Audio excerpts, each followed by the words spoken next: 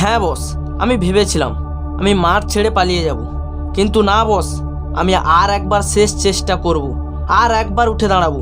লড়াইটা এখনও বাকি আছে বস, এখনও শেষ হয়নি, লড়াইটা এখনও চলতে থাকবে। আর একবার যদি আমি মাঠে টিকে যাই তাহলে আমি ট্রফি নিয়েই বাড়ি যাব, আর আমি এই অপমানের জবাব কাজে করে দেখাবো। শুধু সময়ের অপেক্ষা বস, শুধু সময়ের অপেক্ষা। আর সেই দিনের অপমান আমি গুনে গুনে দেব, শুধু তুমি অপেক্ষা করো। তুমি কি ভাবছো তোমার অপমানে আমি আমার মাঠ ছেড়ে দেব, আমি দুর্বল হয়ে যাব? তাহলে তুমি এটা ভুল ধারণা করেছিলে। তোমার অপমানই আমাকে আরও উঠে দাঁড়ানোর শক্তি জাগিয়েছে। হ্যাঁ বস, আমি হারতে আসিনি, আমি ট্রফি নিয়েই বাড়ি ফিরতে এসেছি। আর আমি ট্রফি নেওয়ার আগে পর্যন্ত লড়াই চালিয়ে যাব।